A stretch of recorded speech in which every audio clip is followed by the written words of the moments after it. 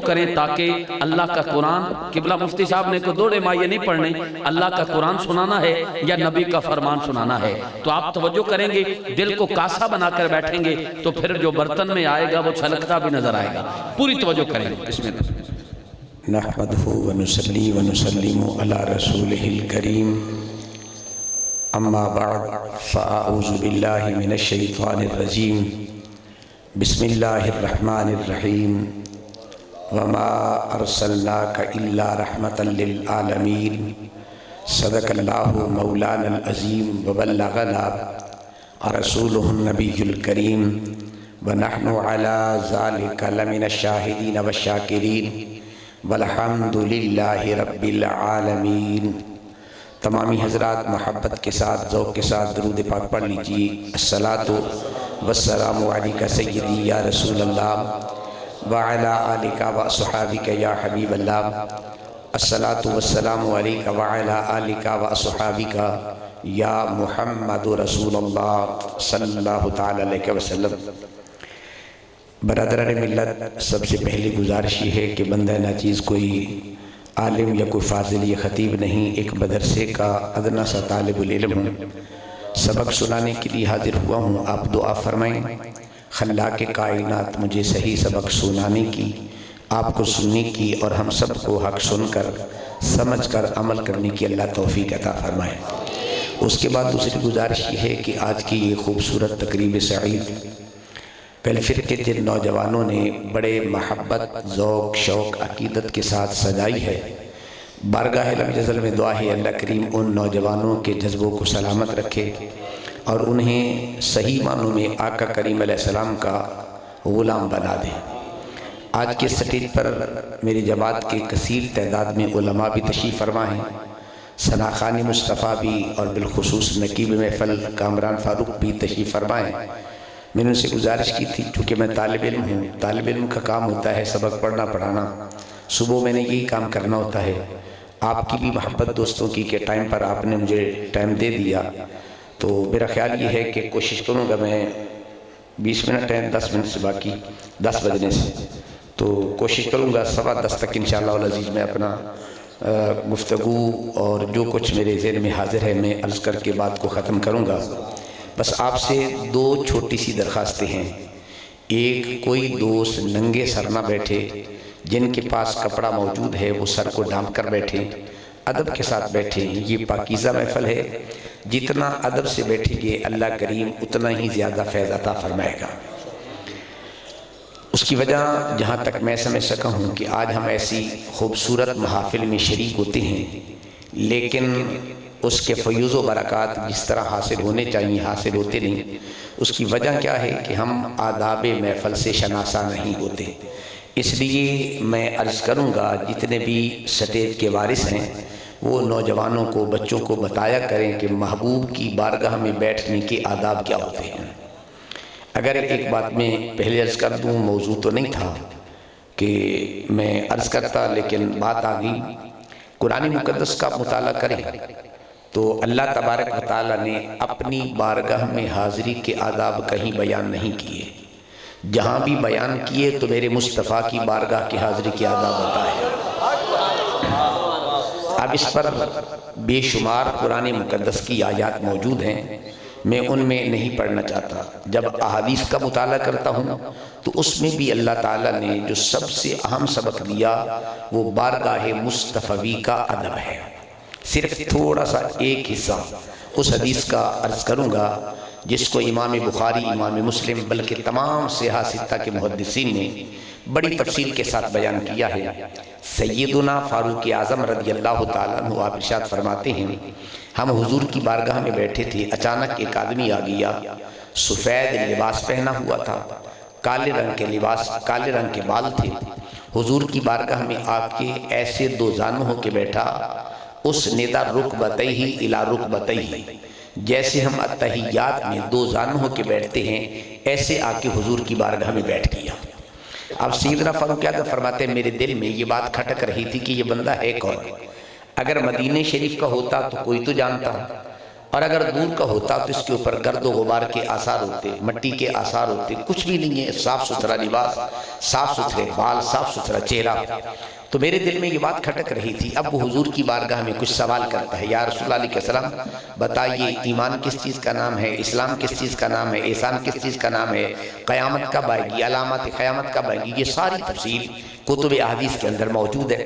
خود سوال کرتا جاتا، جب سرکار جواب دیتے تو کہتا صدقت یا محمد، سونیا تسی سچ آکھے ہیں۔ توجہ ہے میری بات کی طرف۔ اب سیدنا فاروق اعظم فرماتے ہیں جب وہ بندہ سوال کر کے چلا گیا نا تو آقا کریم علیہ السلام نے میری طرف توجہ فرمائی۔ حالانکہ دیگر صحابہ بھی تشریف فرماتے لیکن میری طرف توجہ کی تو سرکار دو عالم علیہ السلام نے فرمایا اتدری یا عمر، اے عمر جانتے ہو کہ یہ آنے والا شخص کون تھا؟ ہم نے عرض کیا اللہ و رسولہ اعلم، سونیا یا اللہ جانتا ہے یا تو جانتا ہے۔ کیا پیارا عقیدہ تھا صحابہ کرام کا، قسم سے کہتا ہوں سنیو ناز کرو، اللہ نے تمہیں وہ عقیدہ دیا ہے جو صحابہ کرام کا عقیدہ تھا، قسم سے کہتا ہوں۔ فاروق اعظم نے یہ نہیں کہا کہ اللہ اعلم، اللہ جانتا ہے، کیا کہا اللہ و رسولہ اعلم۔ جہاں تک بحیثیت طالب العلم میری معلومات ہیں یہ لفظ کتب احادیث میں 1000 سے زائد مرتبہ آیا ہے۔ جب بھی صحابہ کہتے تھے اللہ و رسولہ اعلم، اللہ بھی جانتا ہے اور اس کا پیارا حبیب بھی جانتا ہے۔ جب یہ حدیث پاک میں بچوں کو پڑھاتا ہوں، مطالعہ کرتا ہوں، میرے ذہن میں یہ سوال پیدا ہوتا ہے، اتنے صحابہ کرام بیٹھے ہوئے تھے لیکن فاروق اعظم رضی اللہ تعالیٰ عنہ کو حضور نے مخاطب کیا، باقی کسی کو مخاطب کیوں نہیں کیا؟ باقی بھی بیٹھے تھے، کسی سے پوچھ سکتے تھے۔ تو میرا وجدان یہ کہتا ہے، میں بچوں کو کہتا ہوں ذرا خیال کرو، کیونکہ فاروق اعظم فرماتے ہیں میرے دل میں یہ بات کھٹک رہی تھی کہ یہ کون ہے۔ تو اب چونکہ یہ بات پیارے عمر کے دل میں کھٹکی تھی تو میرے حضور نے توجہ بھی عمر کی طرف کی ہے۔ بتانا چاہتے تھے عمر جو بات تمہارے دل میں کھٹکتی ہے نا آمینہ کلال جانتا ہوتا ہے نا اسے، اس لیے آپ نے کسی اور کو مخاطب نہیں کیا۔ اب جو بات بتانا چاہتا ہوں وہ کیا ہے، میرے اور آپ کے پیارے آقا فرماتے ہیں اے عمر یہ کون ہے؟ یہ جبرائیل امین ہے۔ یہ کون ہے؟ جبرائیل امین ہے۔ کیوں آیا ہے؟ یعلمکم دینکم، یہ تمہیں تمہارا دین سکھانے کے لیے آیا ہے۔ اب جب اس حدیث پہ غور کرتا ہوں، آپ کو بھی اللہ نے عقل بھی دیا ہے، علم بھی دیا ہے، شعور بھی دیا ہے، فہم و فراست بھی دی ہے، ذکاوت و ذہانت بھی دی ہے۔ آپ سے چھوٹا سا سوال یہ ہے، کیا آقا کریم علیہ السلام دین سکھانے کے لیے نہیں آئے؟ یقیناً دین سکھانے کے لیے آئے ہیں۔ کون سا دین ہے جو میرے اور آپ کے پیارے آقا نے نہیں سکھایا؟ اب کیا وجہ ہے؟ میرے آقا فرماتے جبرائیل یہ تمہیں تمہارا دین سکھانے کے لیے آئے ہے۔ تو میرا وجدان یہ کہتا ہے کہ جب جبرائیل دو زانو ہو کے بیٹھے تو رب کائنات نے کہا ہوگا جبرائیل نماز روزے کے تو مسئلے دین کے مسائل تو میرے محبوب نے بتا دیے، اب میرے محبوب کی بارگاہ میں بیٹھنے کا ادب کیا ہے؟ جبرائیل یہ تیری ڈیوٹی ہے، جا ذرا سکھا کے آ جانا۔ تو اب اللہ کریم نے محبوب کی بارگاہ میں بیٹھنے کے ادب سکھانے کے لیے سید الملائکہ جبرائیل کو بھیجا تاکہ پتہ چلے کہ دنیا والو جبرائیل بھی در مصطفیٰ پہ آ کے دو زانوں ہو کے بیٹھتا ہے، تم بھی اتحیات کی حالت میں بیٹھا کرو تاکہ پتہ چلے محبوب کی بارگاہ کا ادب اس طریقے سے ہوا کرتا ہے۔ تو اس لیے بڑے ادب سے عرض کروں گا آقا کریم علیہ السلام کی بارگاہ میں بیٹھنے کے آداب قرآن نے بھی بیان کیے، احادیث مبارکہ نے بھی بیان کیے، اور ہمارے اسلاف نے بھی ہمیں یہی سبق سکھایا۔ بلکہ قربان جائیے ہمارے اسلاف نے تو یہاں تک کہہ دیا کہ آقا کریم علیہ السلام کے نام لینے کا ادب کس حد تک کہے۔ آپ فرماتے ہیں 1000 بار بشویم دہن بمشق و غلاب، 1000 بار بشویم دہن بمشق و غلاب، ہنوز نامے تو گفتن کمال بے ادبیس، کہا ہم 1000 مرتبہ بھی خوشبو سے اپنی زبان کو معطر کر لیں تب بھی زبان اس قابل نہیں کہ محبوب کا نام لے سکے۔ یہ ادب ہے میرے محبوب کریم علیہ السلام کی ذات کا۔ تو آئیے بڑے ادب سے عرض کروں گا جب بھی ایسی پاکیزہ محفل میں بیٹھے ننگے سر بھی نہ بیٹھا کریں اور باوضو ہو کے بیٹھا کریں، کیونکہ میرے آقا کریم کا ذکر خیر کرنا بھی عبادت ہے اور سننا بھی عبادت ہے۔ اس لیے جب بھی بیٹھے باادب ہو کے بیٹھے، پھر دیکھیے آمینہ کے لال کی نظر عنایت ہوتی ہے یا نہیں ہوتی ہے، میرے حبیب لبیب علیہ السلام کی نظر کرم ہوتی ہے کہ نہیں ہوتی ہے۔ ادب سے بیٹھ کے دیکھے میرے مصطفیٰ کریم کی نظر عنایت تمہاری ہی طرف ہوتی ہے۔ اس لیے لیے رب کائنات نے تو قرآن میں کئی مقام پہ فرمایا وَلَا تَعْدُ عَيْنَكَ عَنْهُمْ سونیا اکھا اینا کلو پھیرنیا نہیں ہیں، اگر تسی اکھا پھیر لیں تڑپ تڑپ کے مر جان گے، اس لیے ہر وقت نگاہ مصطفیٰ نگاہ کرم اپنے غلاموں کی طرف ہوتی ہے، تو ہم ادب سے بیٹھا کریں تاکہ بارگاہ مصطفی کا ادب آ جائے تو سمجھ لینا پھر دنیا بھی سنور جائے گی اور آخرت بھی سنور جائے گی۔ اس لیے بڑے ادب سے عرض کروں گا جن کے پاس کپڑا موجود ہے وہ ننگے سر نہ بیٹھے، باتیں نہیں کرنی ہے، ادھر ادھر نہیں دیکھنا، آپ نے توجہ ادھر کرنی ہے تاکہ جو مختصر سمے سبق سنانا چاہتا ہوں اللہ مجھے صحیح سنانے کی توفیق عطا فرمائے۔ اب آئیے سب سے پہلے آیت کی طرف چلنے سے پہلے جس محفل میں آپ تشریف فرما ہیں اس کو کیا کہتے ہیں؟ محفل میلاد النبی۔ میں اکثر کہا کرتا ہوں علماء کرام کے بڑے مقام اور مراتب ہوں گے، لیکن یہ جب ابحاث کرتے ہیں، اختلافات کرتے ہیں، تنازع اور جھگڑے کرتے ہیں، آپ ان سے ذرا بچ کے رہا کریں، اس لیے کہ لفظوں کا جھگڑا نہیں ہے۔ ایک آدمی اس محفل کا نام میلاد مصطفیٰ کہتا ہے، ایک آدمی ذکر مصطفیٰ کہتا ہے، ایک آدمی سیرت النبی کہتا ہے، ایک آدمی سید البشر کی محفل کا نام لیتا ہے، تو خیر الورا کا لفظ بولتا ہے۔ یہ سارے میرے مصطفیٰ کے حسن کے جلوے ہیں، جس لفظ سے بھی بولے مقصود میرے محبوب کا ذکر ہوتا ہے۔ اس محفل کے آداب کیا ہیں یہ میں نے عرض کیا ہے۔ اب اس محفل کے فضائل کیا ہیں، فوائد کیا ہیں، ثمرات کیا مرتب ہوتے ہیں، ان کے نتائج کیا نکلتے ہیں، آئیے بڑی محبت سے عرض کروں گا۔ بعض چیزیں اب آپ اگر اس قانون کو ذہن میں رکھ لیں تو بڑی آسانی سے اگلے مسئلے سمجھ میں آ جائیں گے۔ بعض چیزیں وہ ہوتی ہیں جن کے اندر بذات خود کمال پایا جاتا ہے، اور بعض چیزیں وہ ہوتی ہیں جن میں کمال پایا تو نہیں جاتا، کمال والی چیز سے نسبت اور تعلق ہو تو وہ با کمال بن جاتی۔ قاعدہ سمجھتا دے گا۔ بعض چیزیں وہ ہیں جن کے اندر بذات خود کمال پایا جاتا ہے، بعض چیزیں وہ ہیں جن میں کمال تو نہیں پایا جاتا لیکن کمال والی چیز سے نسبت ہوتی ہے تو وہ با کمال بن جایا کرتی ہے۔ سمجھانے کے لیے مثال دیتا ہوں، ایک آدمی یہاں سے شہر جاتا ہے، ایک بڑا قیمتی کپڑا خرید کے لاتا ہے، 1000 روپے گز والا لے کے آتا ہے، اپنا سوٹ بناتا ہے، جیکٹ بنا لیتا ہے، کپڑا پہنتا ہے، کوئی آدمی اس کے کپڑوں کو چومتا نہیں ہے، کوئی آدمی اس کے کپڑوں کو بوسا نہیں دیتا۔ ایک دوسرا بندہ اسی بازار میں جاتا ہے، ایک سادہ سا کپڑا خریدتا ہے، 50-100 روپے گز والا کپڑا لاتا ہے، آکے اسے قرآن مقدس کا غلاف بنا دیتا ہے۔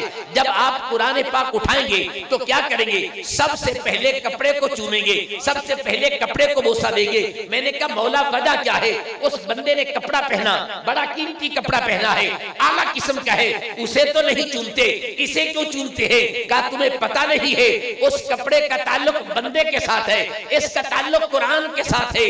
کمال کپڑے میں نہیں ہے، کمال قرآن کے اندر ہے۔ کپڑے کا تعلق جب قرآن کے ساتھ ہو گیا تو یہ کپڑا بھی شان والا بن گیا ہے۔ تو اب بات سمجھ آ جائے گی، اس جلسے کی جب نسبت آمنہ کے لال کی طرف ہو جائے گی، رب کائنات اس کی بھی شان قرآن کے اندر بیان کرتا ہے۔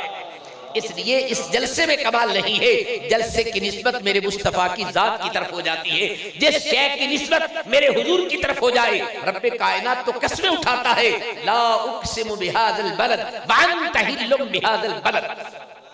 اب شہر مکہ کی قسم کیوں اٹھائی؟ شہر کا نام نہیں لیا۔ اب جو بات میں کرنا چاہتا ہوں، پہلی بات آپ نے علماء سے سنی ہوگی، ایک نقطہ میں کرنا چاہتا ہوں ذرا ذہن میں رکھیں۔ علماء بحث کرتے ہیں مکہ افضل ہے یا مدینہ افضل ہے، بحث چلتی ہے کہ نہیں؟ علماء کو آپ نے سنا ہوگا کہ مکہ افضل ہے یا مدینہ، کوئی کہتا ہے مکہ افضل ہے، کوئی کہتا ہے مدینہ افضل ہے۔ توجہ میری بات کی طرف۔ تو اب میں نے کہا اس بحث کرنے سے پہلے ایک بات ذہن میں رکھ لیجیے، نہ مکہ افضل ہے نہ مدینہ افضل ہے۔ میں تو کہتا ہوں عاشقوں کا مذہب یہ ہے جہاں آمنہ کا لال ہوگا وہ افضل ہو جاتا ہے۔ اگر میرا بابو مکے میں ہوگا تو مکہ افضل ہے، میرا بابو مکہ چھوڑ کے مدینے چلا جائے تو پھر مدینہ بھی افضل ہو جایا کرتا ہے۔ اس لیے مکے کا شہر افضل نہیں ہے، مدینے کی سرزمین افضل نہیں ہے، مدینے کی سرزمین میرے مصطفیٰ کے قدموں سے برکت والی بنی ہے۔ نہیں تو اب اس عنوان پہ میں جاؤں تو قرآن میں وہ سی آیتیں ہیں، جب حضور نے مکہ چھوڑ دیا تو صحابہ مکہ میں نہیں رہ سکتے تھے، مکہ میں رہنا ان کے لیے باعث عبادت نہیں تھا، اور حضور جب غزوہ تبوک کے لیے مدینہ چھوڑ کے غزوہ تبوک میں چلے گئے، اب صحابہ کے لیے مدینے میں رہنا بھی باعث عبادت نہیں ہے۔ قرآن مقدس سورہ توبہ میں بڑی تفصیل سے اللہ نے مسئلہ بیان کیا، وَعَلَى الثَّلَاثَةِ الَّذِينَ خُلِّفُوا حَتَّى إِذَا ضَاقَتْ عَلَيْهِمُ الْأَرْضُ، یہ 3 صحابہ مدینہ میں تھے، باقی مدینہ چھوڑ کے غزوہ تبوک میں چلے گئے۔ رب کائنات نے کہا تم مدینے میں کیوں بیٹھے ہو؟ مدینے کی شان تب تھی جب آمنہ کے لال کے قدم لگے ہوئے تھے، اس لیے ہم مدینہ کو بھی افضل کہتے ہیں، مکہ کو بھی افضل کہتے ہیں، لیکن جہاں میرے محبوب کے قدم لگ جائے وہ سب سے افضل ہو جایا کرتا ہے۔ اس محبوب کی شان میں رب کائنات نے فرمایا وَمَا أَرْسَلْنَاكَ إِلَّا رَحْمَةً لِلْعَالَمِينَ، میرا محبوب کائنات کے لیے رحمت بن کے آیا ہے۔ کیا بن کے آیا ہے؟ رحمت کا معنی سمجھا دو، دیہات کا ماحول ہے، میں تو طالب علم بات کچھ مشکل ہوگی شاید سمجھا لوں۔ رحمت کا لغوی معنی کیا ہوتا ہے؟ عام طور پر لفظ بولتے ہیں، استعمال کرتے ہیں۔ رحمت کا لغوی معنی ہوتا ہے رقت قلب، جدو بندے دا دل نرم ہو جاوے نا انہوں عربی چاہتے ہیں رحمت، رافت بھی اسے نو آکتے تے رحمت بھی اسے نو آکتے۔ فرمایا میرا محبوب کیا رحمت للعالمین، میرے محبوب دا دل بڑا ہی نرم ہے۔ ایک گل نہیں سمجھ آئے گی، سمجھانے کی ایک مثال دینا چاہتا ہوں، دیہات کا ماحول ہے، شاید بات سمجھ آ جائے۔ مجھے معلوم نہیں کہ میرا دل سخت ہے یا نرم ہے، آپ کو بھی نہیں پتا، آپ کے دل کے بارے میں مجھے نہیں پتا، آپ کا دل نرم ہے یا سخت ہے۔ کیا کوئی آپ میں سے فیصلہ کر سکتا ہے کہ میرا دل کیسے ہے، یا میں فیصلہ کر سکتا ہوں آپ کا دل کیسے ہے؟ نہیں سمجھ آئے گا، نہ نظر آتا ہے۔ سمجھانے کے لیے مثال دینا چاہتا ہوں، ایک ماں ہوئے نا، ماں ادھر چھوٹا جیا ننہ منہ بچہ ہوئے 6-7 سال دا بیمار ہو جاوے، شدید بخار ہو جاوے، ماں ہسپتال داخل کراوے، بیڈ تے بچہ لیٹا پیا ہے، بخار شدید ہوئے، درد ہوئے، بچہ رومن لگ جاوے، ماں جب بچے کو دیکھتی ہے نا تو برداشت نہیں ہوتا۔ اس کیفیت کو ذرا ذہن میں رکھیں، جب بچے کو ماں دیکھتی ہے، ماں سے برداشت نہیں ہوتا، ماں بچے کو دیکھ کے رونے لگ جاتی ہے، آنکھ میں آنسو آ جاتے ہیں، ہاتھ اٹھا کے دعا مانگتی ہے، مولا میرے بچے کو صحت عطا کر دے، یا اللہ میرے بیٹے کو شفا دے دے، یا اللہ ایک بیماری میرے پتر نہ دے مینو دے چانا۔ اب ذرا کبھی غور کر لینا، جب ماں بیٹے کی تکلیف کو دیکھتی ہے، برداشت نہیں ہوتی، رونے لگ جاتی ہے، آنکھوں میں آنسو آ جائے، سمجھ لینا اس کیفیت کو عربی میں رحمت کہتے ہیں۔ اب بات آگی سمجھ میں، اس کو کیا کہتے ہیں؟ رحمت کہتے ہیں۔ اب معنی یہ ہوگا کہ دنیا والوں، ماں اپنے بیٹے کو دیکھتی ہے، بیٹے کی تکلیف کو برداشت نہیں کرتی ہے، اس کی آنکھوں میں آنسو آ جاتے ہیں، رونے لگ جاتی ہے، لیکن فرق اتنا ہے ماں کا دل تڑپتا ہے اپنے بیٹے کے لیے، اور آمنہ کے لال کا دل تڑپتا ہے ساری کائنات کے لیے تڑپتا ہے، اس لیے کہ میرا محبوب رحمت للعالمین ہے۔ کائنات کے کسی کونے میں میرے مصطفیٰ کا غلام تڑپتا ہے، آمنہ کے لال وہاں تڑپ رہے ہوتے ہیں۔ اسی لیے کسی نے کہا تھا کانٹا چبھے کسی کو تڑپتے ہیں ہم میر، جیسا کہ سارے جہاں کا درد ہمارے ہی جگر میں ہو۔ آئیے میرے ملت کے غیور و جوانوں، رحمت للعالمین، حضور کی رحمت کو سمجھانے کے لیے ایک معروف سی روایت ہے جو مختلف سیرت کی کتابوں میں کہیں اختصار کے ساتھ ہے، کہیں تفصیل کے ساتھ ہے، اس کا خلاصہ کرنا چاہتا ہوں۔ میرے محبوب رحمت للعالمین کیسے بن کے آئے؟ حضور تشریف فرما ہے صلی اللہ علیہ وسلم، صحابہ کرام بھی بیٹھے، اچانک ایک اٹھ دوڑدا حضور دی بارگاہ چ آکے کی کیتا، اپنا منہ سرکار کے کانوں سے لگایا، بڑبڑانے لگی، این کہہ لوگ گلاں کران لگی۔ جو گلاں کیتی ہیں نا، سونے نبی پاک نے صحابہ کو پوچھا، صحابہ جانتے ہو اونٹ کیا کہتا ہے؟ عرض کی یا رسول اللہ علیہ السلام ہمیں تو معلوم نہیں کیا کہتا ہے۔ میرے اور آپ کے پیارے آقا نے فرمایا یہ اپنے مالک کی شکایت کرتا ہے، میرا مالک چارہ کم ڈالتا ہے اور کام زیادہ لیتا ہے۔ توجہ ہے مسئلے تھے؟ ہن تواڈے کول میں مسئلہ پوچھ سکتا کہ نہیں؟ ہر روز تسی مولویوں کو سوال کر دیو، مولوی دا بھی حق ہے تواڈے کول کدی سوال کر لو۔ یہ الگ بات ہے، پتہ تسی سوال کیوں عجیب جے کر دیو۔ میں تے حاصل پور ایک دن جاواں پیتے بھی کئی دفعہ بولے بھی جائیے نا، مولوی صاحب ذرا گل سنی، جی جناب مسئلہ تو دسو چاہ۔ میں کہنا یار یہ کوئی ریڑی تے گنڈیریاں بیچتے ودے ہیں، بھئی آجا مولوی دو گنڈیریاں دیتی جا، نہیں گل سکتا۔ مولوی صاحب ذرا ریڑیاں لے ٹھہری مالٹے دیتی جا، اور مولوی صاحب ٹھہر جا مسئلہ دیتی جا۔ یار میں کہا کوئی گنڈیریاں مالٹے نہیں ہیں، مولوی صاحب کے لے لیندے ہو۔ میں کہا ڈاکٹر جاندہ پی ہوئے نا، ہون آکھو نا ڈاکٹر صاحب ذرا ٹھہر جا نسختہ لکھ کے دے چا۔ توجہ ہے گل تھی، اللہ کل دیتی ہے کہ نہیں سوچنا سا۔ ڈاکٹر نو نہیں کہیں دے تسی، کیوں؟ وہ کہتے چلے دفعہ ہو جا، ہسپتال میں آؤ، 1000 روپے کے پہلے پرچی نے فیس لے، پھر نسخہ لکھ کے دوں گا۔ اس مولوی نے اتنا ہی عام سمجھ لیا چلا جاوے جی میں گھڑیری علم نہیں مولوی جی مسئلہ دسی جا. میں علماء کو کہا کرتا ہوں ایسے مسئلہ نہ بتائیں, ان کو کہو مسجد میں آؤ میرے پاس, مسجد میں آئیں گے چل کے آنا بھی ثواب ہے, چل کے جانا بھی ثواب ہے, بیٹھنا بھی ثواب ہے, پھر پتہ چلے گا مسئلے کی شان کیا ہوا کرتی ہے نا.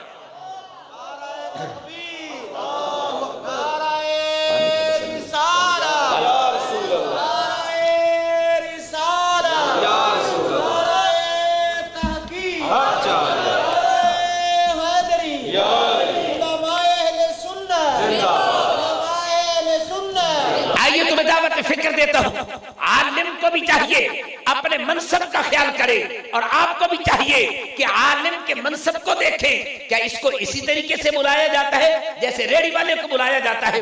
پھر مسئلہ پوچھو تو آپ پتہ کی اچھا مولوی جی تسی یہ دساتے فلانا مولوی تھا یہ کہندہ پیسے. میں نے کہا جائیں ڈاکٹر کے پاس, ڈاکٹر آپ کو کوئی نسخہ لکھ کے دے دے, جاؤ یہ دوائی لے لو. کبھی آپ نے کہا ہے ڈاکٹر صاحب یہ مسئلہ یہ نسخہ ٹھیک نہیں ہے, فلانے ڈاکٹر نے ایسا کہا تھا, فلاں ایسا کہتا ہے. کبھی بولتے ہو ڈاکٹر کے پاس, وہاں کیوں نہیں بولتے ہو؟ اس لیے کہ 1000 روپیہ فیس دے کے بیٹھے ہو, مولوی کے سامنے یہ بات کرتے ہو. اپنے آپ کو اگر اتنے مفتی سمجھتے ہو کہ فلاں مولوی کا مسئلہ ٹھیک تھا تو پھر ادھر پوچھنے کیا آئے ہو؟ اصل میں مطلب یہ ہوتا ہے ایک مولوی کو پوچھیا, دوسرے کو پوچھیا, تیسرے کو پوچھیا, یہ مطلب دو وہ لے لیا تے باقی چھڑ دیتا. یہ عادت بن چکی ہے.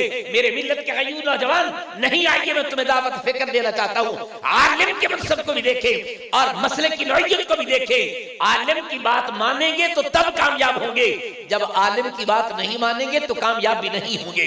ہم معاشرے کے اندر رسوا اور ذلت کا شکار کیوں ہو گئے؟ جس معاشرے میں عالم کا وقار مجروح ہوگا, عالم کی عزت نہیں ہوگی, استاد کی عزت نہیں ہوگی, اس معاشرے میں کبھی بھی ترقی نہیں ہو سکتی ہے. اب آپ سے مسئلہ پوچھتا ہوں ذرا, حضور علیہ السلام کے پاس کون آیا؟ اٹھ, اللہ نے آپ کو علم دیا, بڑی تدبر کرتے ہو, سوچ وچار کرتے ہو, تفکر کرتے ہو. چھوٹا سا سوال ہے, کتب سیرت کی جتنی کتابوں میں یہ روایت میری نظر سے گزری ہے, میری معلومات میں یہ لفظ نہیں آیا. اٹھ نے کسے صحابی کو پوچھا ہوئے دسو تواڈے وچوں اللہ دا نبی کیڑا ہے؟ نہیں گل سمجھ آئی. آخر بندہ نواں جاوے تے پوچھ لیندے نا یار دس کیڑے بندے. میں کہتا ہوں کامران بھائی کو ملنا ہے, میں اسے جانتا نہیں تھا. اچھا بھائی بتائیں کامران کون ہے؟ جی فلاں قاری صاحب کون ہے؟ تو پوچھنا پڑے گا. یہ اونٹ ہے جانور, جانور میں عقل نہیں ہوتی ہے, شعور ہوتا ہے, علم نہیں ہوتا, جانور میں عقل نہیں ہوتی ہے. لیکن اونٹ نے پوچھا نہیں نبی کون ہے, سیدھا دوڑ کے آ گیا. اس لیے اللہ بتانا یہ چاہتا ہے میں نے سونے نبی کا چہرہ ہی ایسا بنایا ہے, کسی کو پوچھنے کی ضرورت نہیں, جانور بھی دیکھ لے پہچانتا ہے آمینہ کلال یہ بیٹھا ہے. آئیے میرے ملت کے غیور نوجوان, اگلا سوال. اچھا یہ دوستو اس اٹھ نے کسی مکتب کسی مدرسے جا کے علم پڑھا, کسی مولوی کو مسئلہ پوچھا؟ بھئی مشکل پیش آئے تو در نبی پہ جانا پڑتا ہے. توجہ ہے, اس اونٹ نے کسی مدرسے میں نہیں پڑھا, نہ میرے مدرسے میں پڑھتا رہا, نہ آپ کے مدرسے میں, نہ کہیں اور پڑھتا رہا, سیدھا ڈائریکٹ مشکل پیش آئی تو در مصطفیٰ پہ کیوں چلا گیا؟ جانور بھی جانتا ہے اگر مشکل پیش آ جائے تو در نبی پہ آ جانا مشکل آسان ہو جایا کرتی ہے. قائد صاحب تلاوت کر رہے تھے, بڑا مزہ آ رہا تھا, ایمان سے کہتا ہوں, ایمان سے کہہ رہا ہوں, قسم سے کہتا ہوں. تو آیت پڑھتے وَوَضَعْنَا عَنْكَ وِزْرَكَ, اللہ نے محبوب کی شان یہ بنائی ہے, مشکلیں تواڈے تے آمین, آسان کون کرتا ہے؟ آمینہ کا لال کر دیا کرتا ہے. الذین یتبعون الرسول النبی الامی الذی یجدونہ مکتوبا عندہم فی التوراۃ والانجیل یأمرہم بالمعروف وینہاہم عن المنکر ویحل لہم الطیبات ویحرم علیہم الخبائث یادعو عنہم اسرہم.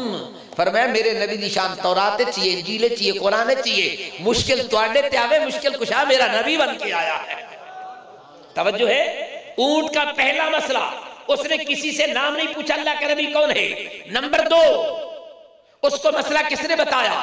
نمبر 3 چاہیے یہ تھا, آمینہ کلال فرماتے صحابہ اے آدھی بولی بول دے, میں عربی بولتا, مینوں کی پتہ اٹھ کی آتا پیا, کوئی ٹرانسلیٹر بلا کے لاؤ نا, کوئی ترجمان بلا کے لاؤ جو آ کے اس کا ترجمہ کر کے مجھے بتا دے بھئی کیا کہتا ہے. نہیں, میرے نبی نے ان کا ترجمہ کر کے بتایا. فرمایا میں صرف تمہاری بولی نہیں جانتا, ان کی بولی بھی جانتا ہوں نا, ان کی بولی بھی جانتا ہوں. کیوں؟ قرآن کہتا ہے وَمَا أَرْسَلْنَا من رسول الا بلسان قومہ، رسول جس قوم کا رسول بن کے آتا ہے ان کی بولی سیکھ کے آتا ہے۔ میرا نبی انسانوں کا نبی ہے تو انسانوں کی بولی جانتا ہے، میرا نبی جانوروں کا نبی ہے تو جانوروں کی بولی جانتا ہے، میرا نبی جنات کا نبی ہے تو جنوں کی بولی جانتا ہے، میرا نبی فرشتوں کا نبی ہے تو فرشتوں کی بولی جانتا ہے، میرا نبی جمادات کا نبی ہے تو جمادات کی بولی بھی جانتا ہے۔ حضور فرماتے ہیں یہ پتھر درود پڑھ رہا ہے، یہ کر رہا ہے، کیسے بتاتے ہیں؟ اس لیے میرا نبی ہر ایک کی بولی کو جانتا ہے۔ توجہ ہے؟ اب پرانے زمانے مائیاں جان دیا نا کپا چگن ہستے، یاد ہے؟ تے مائیاں کی کر دیا آدھے نکے نکے بالا نو نا کھالے دے کنڈے تے سما دے دیا تے کوئی بال اٹھی تے چیکن لگ پوے رومن لگ پوے نا دوئی ماں نہیں بج دیا، اکا بج دیا جیدہ پتر ہوندہ۔ اے پرانے بابے نے اس گل دا بڑا پتہ ہونا ہے، بال روپیا 8-10 بچے پہنے، ایک رویا اوہ ماں آئی جیدہ بچہ ہے، میں کہے نو کہہ دسا انہیں کہا تو پتر نہیں، ماں پتر دا تعلق کتنا پیارا ہے، ماں کو پتہ چل جاتا ہے میرا بیٹا روتا ہے، اور میں نے کہا ماں کا تعلق تھوڑا ہے، نبی کا تعلق زیادہ ہے۔ جب ماں بیٹے کو جانتی ہے تو نبی کیوں نہیں جانتا ہوگا؟ نبی تو جانتا ہے، ذرا غلام بول کے تو دیکھے، یہ واقعی بولتا ہے میرا نبی پہلے جان رہا ہوتا ہے۔ تھوڑی دیر گزری ایک یہودی آ گیا، کہتا یا رسول اللہ اٹھتا میرا ہے، سونے نبی پاک فرمایا ٹھیک ہے تیرا لے جا، لیکن اس طرح کر اے تیری شکایت کر دے، یا انہوں آزاد چھڑ دیتے یا انہوں بیچ چاہ، انہیں کہا آزاد تا نہیں چھڑتا بیچ دینا۔ میرے بابو نے فرمایا ٹھیک ہے، جدو لے لیا نا صحابہ کرام نے سوچتا نہ پتہ کی رکھا نہ یاد کر لوائے، آکے ہاذا عتیق رسول اللہ، ہاذا عتیق رسول اللہ، یہ رسول اللہ کا آزاد کرتا اٹھ جا رہا ہے۔ میں کہا غوث اعظم جناب بکرے طلبیے کسی کو تکلیف کیوں ہو جاتی ہے؟ صحابہ نے اٹھ پہ رسول اللہ کا نام لیا ہے۔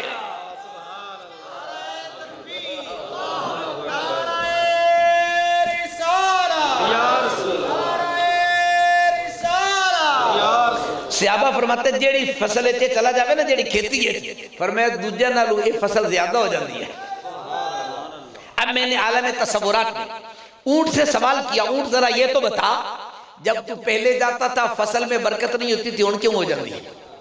پہلے بھی یہی اونٹ تھا نا، 4 ٹانگیں تھی، ایک وہاں تھی، رنگ بھی وہی تھا، کلر بھی وہی تھا، کھل بھی وہی، کچھ تبدیل نہیں ہوا۔ اور میں نے کہا اونٹ پہلے برکت نہیں ہوتی تھی اب کیوں ہوتی ہے؟ اونٹ نے زبان حال سے کہا تو جانتا نہیں ہے جب تک بکے نہ تھے تو کوئی پوچھتا نہ تھا، جب تک بکے نہ تھے تو کوئی پوچھتا نہ تھا، تو نے خرید کر مجھے انمول کر دیا۔ کہا پہلے بھی اٹھا ہونی اٹھ پر پہلے یہودی دا وہ نام نہ دے لال دے ناتے آ گیا نا۔ میں نے کہا جس پہ آمینہ کی لال کا نام آ جائے رب کائنات اس میں برکتیں عطا کرتا ہے، اور جس جلسے پہ آمینہ کی لال کا نام آ جائے۔ اگر اس سے آگے بڑھ کے جملہ کہہ دوں اونٹ پہ پیارے نبی کا نام آ جائے، اونٹ جہاں سے گزرے برکت ہوتی ہے۔ 12 ربیع الاول کو میرے نبی کے نام کا جلوس جہاں سے گزرے، نہیں بات سمجھے، جلوس میرا نہیں ہے،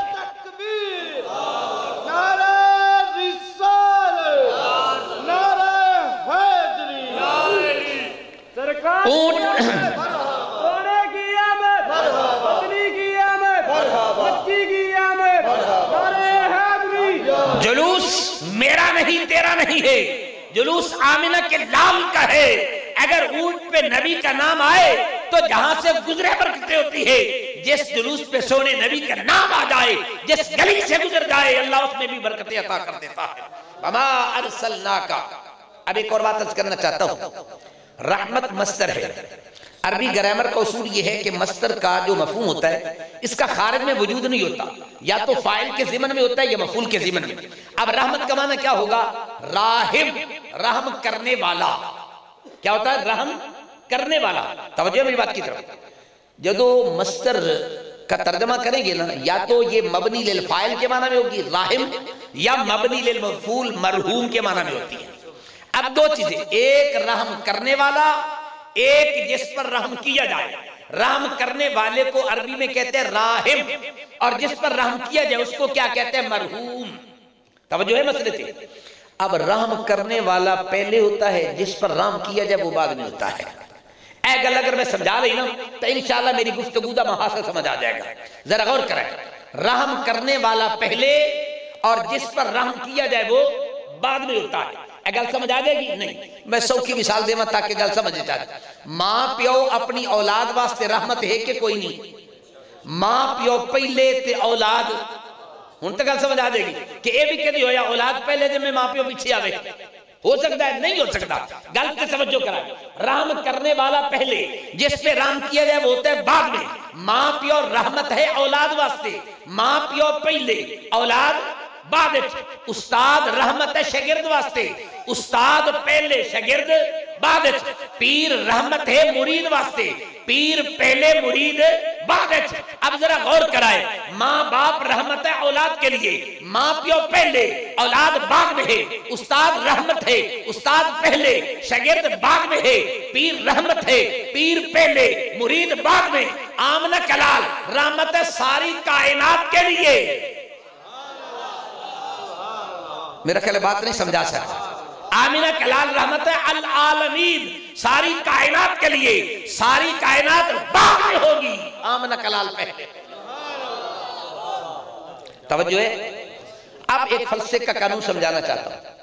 رحم کرنے والا پہلے، حضور کی ذات پہلے، ساری کائنات بعد میں ہے. کیوں؟ فلسفہ کیا ہے؟ فلسفی حضرات کے اندر جڑا پہلے ہوئے نا وہ بعد والے تے احسان جت لینا ہے. جڑا پہلے وہ کی کردا ہے؟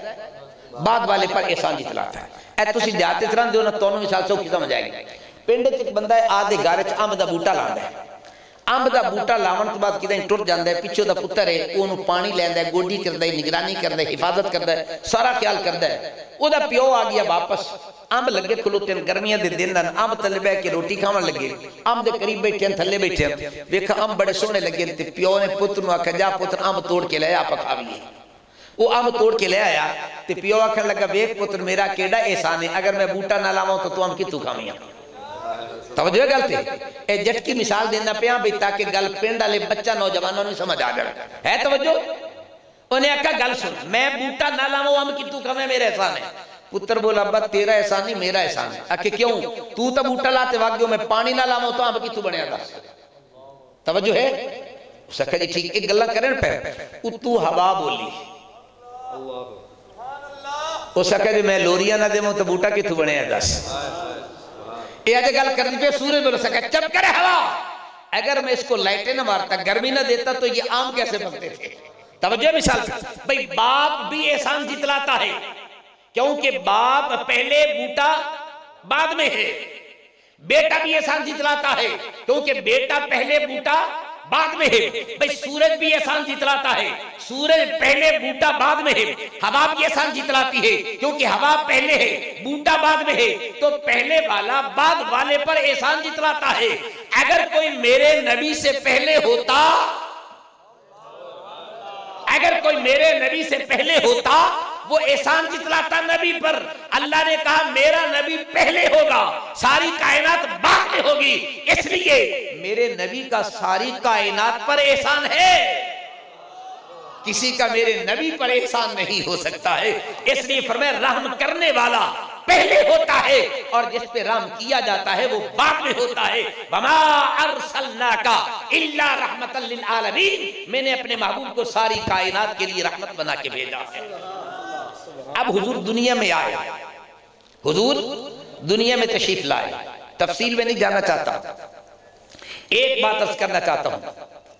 مسلمان کی ایک نشانی یہ بھی ہے جس چیز کو سرکار پسند کریں غلام بھی اس شے کو پسند کریں. پکی گل ہے کہ نہیں ہے؟ جس شے نو سونا نبی پسند نہ کرے امتی دا حق نہیں بندا انہوں. توجہ ہے مسئلے سے؟ اچھا یہ بتائیں حضور نماز کو پسند کرتے ہیں کہ نہیں؟ بولیے محبت سے. توجہ ہے؟ اچھا حضور سود کو پسند کرتے ہیں؟ نہیں کرتے. اچھا حضور سچ کو پسند کرتے ہیں یا جھوٹ کو؟ تو ہمیں کیا کرنا چاہیے؟ جس چیز کو آمنہ کا لال پسند کرتا ہے ہمیں بھی اسے پسند کرنا چاہیے. مجھے دوستوں نے بتایا، میں نے ایک بات عرض کی ہے، وہ بات عرض کر کے میں منزل مقصود تک پہنچنا چاہتا ہوں. مجھے بتایا ہے کہ یہاں نوجوانوں کی تنظیم ہے جو مل کے یہ کام کرتے ہیں. میں نے پوچھا کتنے ہیں؟ کہنے لگے تقریباً 50 اور 60 کے قریب بتایا نا تقریباً. تو کیا خیال ہے آپ کے چک کی آبادی کتنی ہے؟ اندازہ کو 10 کتنے گھر ہوں گے؟ 450. اچھا اگر ہر گھر میں ایک نوجوان اس قافلے شامل ہو جائے تعداد کتنی ہو جائے گی؟ نہیں گھر سمجھ 450 گھر، ایک گھر میں اگر ایک نوجوان نکلے اس قافلے میں شریک ہو جائے تو تعداد کتنی ہو جائے گی؟ بولیے محبت سے۔ اور یہ بات بھی ذہن میں رکھ لیں، ملک کا نظام جب بھی بدلے گا نوجوان ہی بدلے گا۔ علامہ اقبال کو جانتے ہو؟ چنگا بندہ تکڑا ماڑا، مولویاں دی گل نہ منو، اقبال دی تے من لو گے نا۔ بڑا ٹاپ کا دانشور اقبال۔ میری اپنی ذاتی رائے یہ ہے 14ویں صدی میں اقبال جیسا مفکر، اقبال جیسا دانشور، اقبال جیسا مدبر، اقبال جیسا ذی شعور، اقبال جیسا ذی فہم 14ویں صدی میں مجھے اور کوئی نظر نہیں آتا۔ اقبال نے کہا تھا عقابی روح جب بیدار ہوتی ہے جوانوں میں، نظر آتی ہے ان کو اپنی منزل آسمانوں میں۔ اے نوجوان، میں نے ان سے ایک درخواست کی ہے، آپ کے گاؤں والوں سے میری یہ درخواست ہے، اس قافلے کو تھوڑا سا بڑا کریں، صرف ایک کرنے یہ نوجوان کٹھے ہو جائیں، 450 نوجوان ہو جائے، مہینے کے بعد جلسہ نہیں، ایک تربیتی نشست رکھیں تاکہ کوئی عالم آئے آپ کو تربیتی کوئی پیغام دے جائے، کوئی سبق دے جائے۔ تقریر اور ہوتی ہے، میں تقریر کے لیے نہیں آیا، میں کہا کرتا ہوں اب تقریر اور تجارت کا فرق مٹ گیا ہے، قسم سے کہتا ہوں، منبر پہ بیٹھ کے صحیح کہہ رہا ہوں، تقریر اور تجارت کا فرق مٹ گیا ہے۔ میں علماء کو کہتا ہوں تقریر کے لیے نہیں، تبلیغ کے لیے جایا کرو، تقریر کے لیے نہیں، تبلیغ کے لیے جاؤ۔ تبلیغ کا معنی حضور کا پیغام آپ تک پہنچانا ہے، توجہ ہے۔ اگر یہ نوجوان اکٹھے ہو جائے، تربیتی نشست رکھے، نوجوانوں اگر تم بیدار ہو گئے، اگر تم جاگ گئے، ہمارے ملک پر کوئی ظالم، کوئی جابر حکمران نہیں آئے گا، وہی آئے گا جس کو نوجوان پسند کرتا ہوگا۔ آپ کی فکر بدلنی چاہیے، آپ کی سوچ بدلنی چاہیے۔ جب تک نوجوانوں کی سوچ نہیں بدلے گی، ایک کام کریں گے میرے کہنے پہ، نوجوان ایک کام کر لیں، قسم سے کہتا ہوں اپنی آنکھ کی حفاظت کریں۔ سب سے مشکل کام کہہ رہا ہوں آپ، اپنی آنکھ کی حفاظت کریں۔ آج ہمارے ملک کے اندر تباہی ہے، کوئی بندہ پرسکون نہیں ہے، کیوں؟ ہمارا ملک بربادی کی طرف کیوں جاتا ہے؟ اس بارے میں نے جستجو کی، کچھ اسباب میں نے اکٹھے کی ہے، ان میں سب چونکہ ٹائم نہیں، ایک کہنا چاہتا ہوں، جب تک اس امت کی آنکھ میں شرم و حیا تھا، دنیا کی کوئی طاقت اس امت کی طرف میلی آنکھ سے نہیں دیکھا کرتی تھی۔ آج ہمارے نوجوان کی آنکھ شرم و حیا سے خالی ہو گئی ہے۔ میں ہوں یا آپ کا سے باشد، مجھے ایمان سے بتائیں، بیٹی جا رہی ہو، بہن جا رہی ہو، سب سے پہلے ہم اس کو کس نظر سے دیکھتے ہیں؟ کبھی سوچا کہ یہ میری بیٹی میری بہن جا رہی ہے یا کسی کی جا رہی ہے؟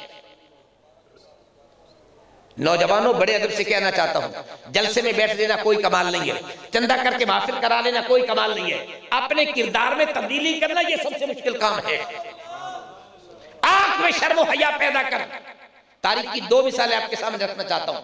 پیارے عمر فاروق رضی اللہ تعالیٰ کا زمانہ خلافت ہے، غیر مسلم سے جنگ ہوگی، مسلمان کامیاب ہو گئے، یہودی اور عیسائی مل بیٹھ کے، ان کے بڑے بڑے دانشور، بڑے بڑے مفکر سر جوڑ کے بیٹھ کے کہنے لگے لوگوں ان کو میدان جنگ میں شکست نہیں دی جا سکتی ہے۔ کہا پھر کیا کریں؟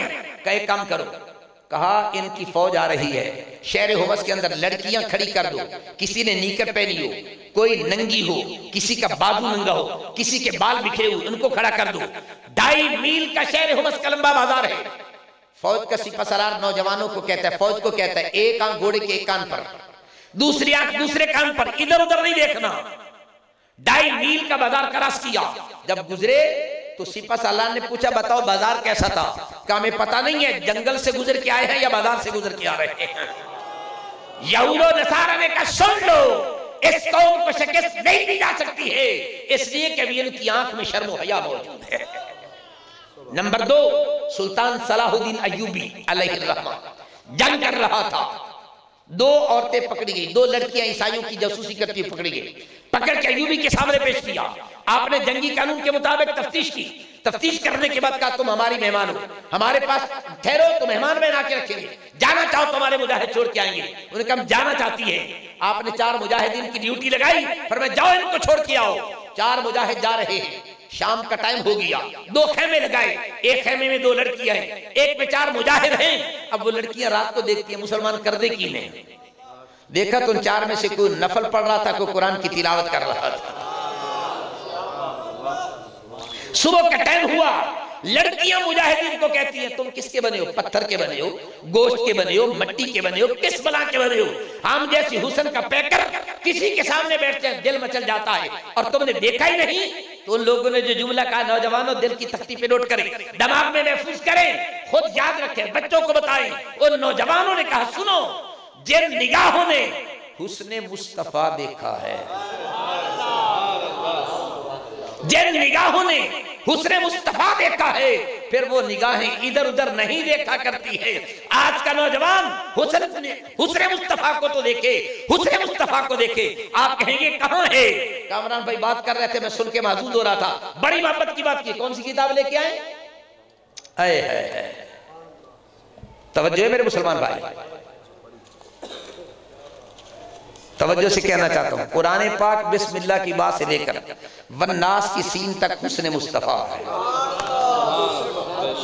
قرآن میرے محبوب کے حسن کے جلوے بیان کرتا ہے، میرے محبوب کی سیرت بیان کرتا ہے، میرے محبوب کے اخلاق بیان کرتا ہے، میرے محبوب کے کردار کو بیان کرتا ہے۔ آج بچوں کو حسن مصطفیٰ کے جلوے دکھانا چاہتے ہیں، ان کو کہہ دیجئے صبح کی نماز کے بعد قرآن کی تلاوت کر، پھر دیکھ تیری نگاہوں میں حسن مصطفیٰ کے جلوے ہیں کہ نہیں۔ آخری بات ختم ہو گئی، صرف 2 منٹ اوپر لے لوں۔ آئیے ذرا غور کریں، ویسے میں خود چونکہ ٹائم کی پابندی کرتا ہوں۔ آخری بات، اب آنکھ میں شرم و حیا کیسے پیدا ہوگی؟ کیا کوئی دکان ہے جہاں سے یہ شرم و حیا مل جائے؟ میں نے ایک دکان تلاش کی، آپ کو بتانا چاہتا ہوں، اگر عقل قبول کر لے، سمجھ میں آ جائے، ذہن مان لے تو قبول کر لینا، نہ مانے تو کوئی بات نہیں ہے۔ آخر کوئی بیماری ہے، اس کا علاج تو اللہ نے پیدا کیا ہی ہے نا۔ کوئی بیماری ہے جیدہ علاج اللہ نے پیدا نہ کیتا ہوئے؟ اگر بے شرمی کے 1000 راستے ہیں تو کوئی شرم و حیا کا راستہ بھی تو ہوگا کہ نہیں ہوگا نا۔ آئیے آپ کو بتانا چاہتا ہوں، جو دکان میں نے تلاش کی ہے، سیدنا عمر پاک کا زمانہ ہے، ایک نوجوان جا رہا تھا، اس نے کیا دیکھا؟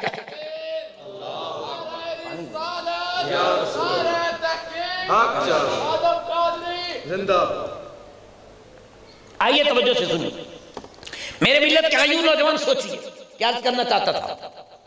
پیارے عمر کا زمانہ ہے، ایک نوجوان جا رہا تھا، اس نے ایک لڑکی کو دیکھا، لڑکی بڑی خوبصورت ہے، توجہ ہے، اس نے کہا مجھے آپ سے محبت ہوگی، آپ بھی میرے ساتھ پیار کریں۔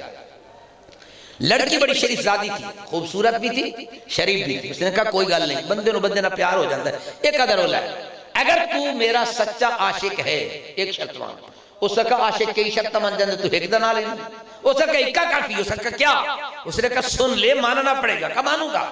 کہا 40 دن لگاتار فاروق اعظم کے پیچھے با جماعت نماز پڑھنا۔ انہیں کہتے گل ہی کو نہیں، 40 دن آنکھ جھپکنے سے پہلے گزر جائیں گے۔ کہا ٹھیک ہے، جاتا آزان ہوتی، وضو کرتا سب سے پہلے سب میں جا کے بیٹھ جاؤں۔ 40 دن گزر گئے، 41 42 43 3 دن اوپر ہو گئے۔ اب واپس پلٹ کے نہیں آیا، لڑکی نے پیغام بھیجا، جاؤ اس کو کہہ دو میں انتظار میں بیٹھی ہوں، آتا کیوں نہیں ہے؟ اس نے جو پیغام دیا، جو جواب دیا، نوجوانوں دل کی تختی پہ نوٹ کر لو۔ اس نے کہا سنو، اب تیری ضرورت نہیں رہی، نماز والا مل گیا۔ تیری ضرورت نہیں رہی، نماز والا مل گیا۔ تیرا حسن وہ ہے، 4 دن کے بعد تیرے چہرے پہ جھریاں پڑ جائیں گی، چیچک کے داغ ہوں گے، تجھے دیکھنے کو دل نہیں کرے گا۔ میں نے وہ حسن دیکھا ہے جس کے چہرے پہ جھریاں نہیں پڑتی ہیں، میں نے وہ حسن دیکھا ہے جس کا حسن کبھی مانگ نہیں پڑتا ہے، اس لیے تیری ضرورت نہیں رہی، نماز والا مل گیا۔ قرآن نے آواز دے کے کہا ان الصلاۃ تنہا عن الفحشاء والمنکر، نماز شرم و حیا کا پیکر بنا دیتی ہے۔ اگر بچوں کو شرم و حیا کا پیکر بنانا چاہتے ہو، آپ بھی مسجد میں آئیں اور اپنے بیٹوں کو بھی مسجد میں لے کے آئیں۔ کیا وعدہ کرتے ہیں میرے ساتھ؟ ہاتھ نہیں کھڑے کریں، ویسے کیا وعدہ کرتے ہیں نماز پڑھیں گے؟ اپنے بچوں کو اپنے ساتھ مسجد میں لے کے آئیں گے؟ مسجد ماشاءاللہ آپ نے بڑی خوبصورت بنائی ہے، بڑی دیر کے بعد آیا ہوں، جب آپ کی پرانی مسجد تھی اس وقت میں آیا، مجھے آج بھی یاد ہے، اب اتنی خوبصورت بنائی ہے، لیکن تھوڑا سا اضافہ کر لے، مسجد کا حسن ماربل سے نہیں ہے، نمازیوں سے ہوتا ہے۔ مسجد کا حسن چینی سے نہیں ہے، نوجوانوں سے ہے۔ میرے نوجوان کی پیشانی آج سجدے کے نور سے خالی ہو گئی ہے۔ بس یہ آخری پیغام دینا چاہتا تھا، جب تک نوجوانوں کے اندر شرم و حیا نہیں ہوگی ان کی جوانی بیکار ہے۔ بس اتنا کر لیں جو میں نے پیغام عرض کیا ہے۔ آپ سے گزارش ہے اس پہ تھوڑی سی محنت کریں، ہر گھر سے ایک نوجوان لیں، زیادہ ہے تو 7 بسم اللہ اہلا و سہلا مرحبا، کم از کم ایک نوجوان مہینے 2 مہینے کے بعد ایک تربیت کی نشست رکھیں۔ اور جو امام مسجد ہے ان سے بھی ادباً گزارش کروں گا، سارا ٹائم تمہارے پاس فارغ ہوتا ہے، مغرب تا عشاء یا عشاء کے بعد آدھا گھنٹہ رکھ لیں، جو مسجد میں نمازی آئے نا کم از کم ان سے نماز سن لیں، آتی ہے یا نہیں آتی، جس کو آتی اس کو ٹھیک کرا دیں، اس کی سن لیں، جس کو نہیں آتی اس کو یاد بھی کرائے، ٹھیک بھی کرائے۔ ہر روز اگر ایک لڑکے کو نماز یاد کرا دیں، مہینے میں 30 نوجوان تیار ہو جائیں گے کہ نہیں ہوں گے؟ اگر ہر روز ایک بچے کو یاد نہیں ہوتی 2 دن میں یاد کرا دیں، ایک ہفتے میں ایک بچے کو یاد کرا دیں، مہینے میں 4 بچے یاد ہو جائیں گے۔ آئندہ ہفتے ان 4 کو کھڑا کر کے یہ بھی آگے یاد کرا رہے ہو، آپ بھی یاد کرائیں، پھر دیکھیں نمازی بنتے ہیں یا نہیں بنتے۔ دعا کریں اللہ عمل کی توفیق عطا فرمائے۔ وما علیہ الا البلاغ۔ ماشاءاللہ بڑا خوبصورت اور